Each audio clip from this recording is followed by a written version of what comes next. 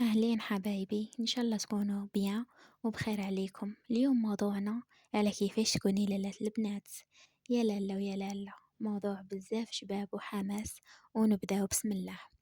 أنك تكوني لاله البنات يعني أنك تكوني قدوة واثقة من روحك، أنيقة في تصرفاتك والمظهر نتاعك.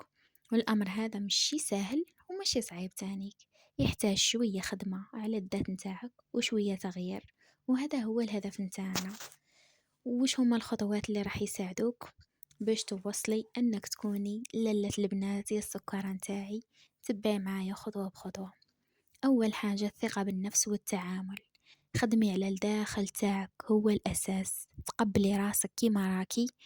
أول خطوة هي تحبي روحك وتتقبلي نفسك بكل شيء من عيوب ومزايا.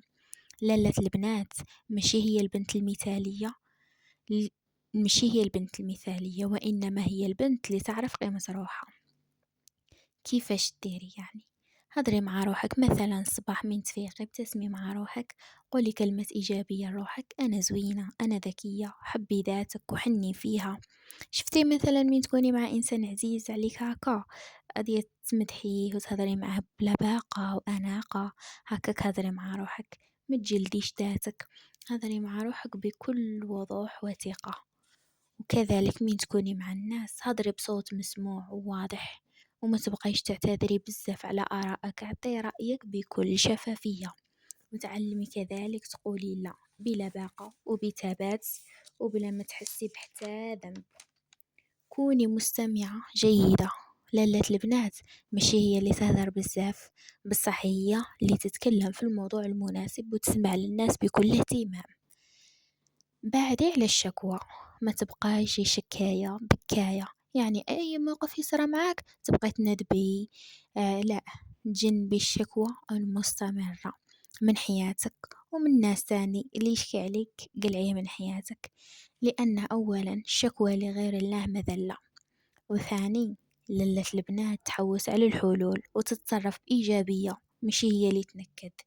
ثاني نقطة وهي المظهر نتاعك والأنوثة، يعني الخارج يعكس الداخل.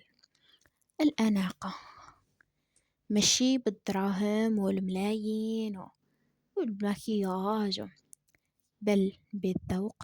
مشي بالضرورة تلبسي الماركات الغاليين، مهم تختاري حويجات نقيين، يكونوا محدين مش مكمشين ولا مقطعين، يكونوا مناسبين لشكلك والمناسبة أيضا. يعني رسمولك لاطاي تاعك تكوني شابة، ونتاع الحفلة يعني حفلة عيد ميلاد ماشي نتاع عرس، نتاع عرس ماشي نتاع يوم عادي. يعني حدي المناسبات. كيفاش خصك دايما تكون عندك مثلا شي لبسة كلاس هكا، كلاسيك، تريكو بيض وسروال كحل يعني وصباط أنيق. مهم عرفي تنسقي، والمحجبات كذلك ينسقوا في الألوان.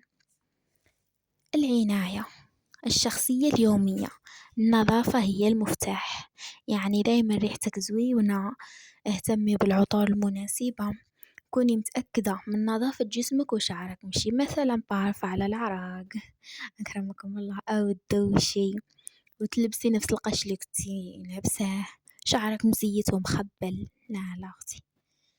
ثاني يديك وضفارتك دايما يكونوا ليدية رطبين، والضفار نضاف، ماشي فارني مقشر ولا ضفار طوال موسخين، ولا راكم تعرفوا البنات. مكياج حاجة خفيفة وراقية، جنبي المبالغة، داك المكياج الجذاب مثل الأسود اللي يدل على الانحراف بين قوسين. لا لا، مكياج تاع بنات هو اللي يبين ملامحها وجمالها الطبيعي، ماشي اللي يغطيها ويغمها. مثلا ديري كريم أساس خفيف، واقي شمس، ولا كونسيلر، ماسكارا، شوية جلوس. هذا مكان يعني انتي شابة أصلا بلا مكياج عمري. ثاني الوقفة والمشية، وقفي وظهرك مستقيم، مشي حانية ظهرك وراسك مرفوع، ومشيتك تكون هادية وواثقة ماشي متسرعة. كل راكي هارب أختي، لا كلك أنوثة انتيا. ثالثا العلم والتطور، تنمية العقل، ما تحبسيش من القراية. لاله البنات مثقفة، دايما تحوس على تتعلم حاجة جديدة، سواء كانت لغة جديدة ولا مهارة في الخدمة ولا قراية. قراي كتب، كيفاش يعني تخصصي وقت يومي للقراءة ولا تسمعي برنامج تعليمي بودكاست، وثاني تكون عارفة وش صاري في العالم، يعني تبعي الأخبار المهمة والثقافة العامة. هاد الحاجة تخليك تقدري تشاركي في أي نقاش يعني هاكا مهم. مهم بذكاء تكوني يعني أي نقاش أي هضرة قالوها لك انتي عارفاها، أي حاجة تدخلي معاهم في الجو ماشي مبهلة وما تعرفي والو، لا خصك تكوني ملمة بجميع المواضيع.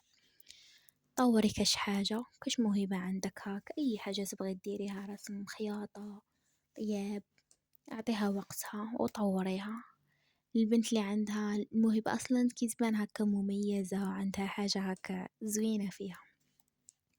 رابع خطوة وآخرها هي فن التعامل الاجتماعي، لا باقة. احترمي الجميع، تعاملي مع الناس باحترام سواء كبير ولا صغير، مثلا عاملة نظافة ولا مديرة شركة، قاع كيف كيف. لالة البنات تحترم الجميع. نقطة أخرى، حسن الضيافة. إذا كنتي معروضة في شي دار كوني خفيفة الظل معاه وساعديهم، كوني مريحة هاكا، خلقي معاهم جو. وإذا كنتي تيا لي تستقبلي يعني هاد الناس كوني كريمة معاهم، مهتمة بضيوفك، كرميهم، ابتسمي معاهم. خطوة أخرى، حفظ الأسرار. كوني البنت اللي يثقوا فيها وأمينة على أسرارهم، وهذا يدل على نضجك والثقة نتاعك. والخلاصة، نتمنى يكون عجبكم فيديو نتاعي، ما تنسونيش بالدعم، البارطاج والجام وكومنتار. أحبكم في الله.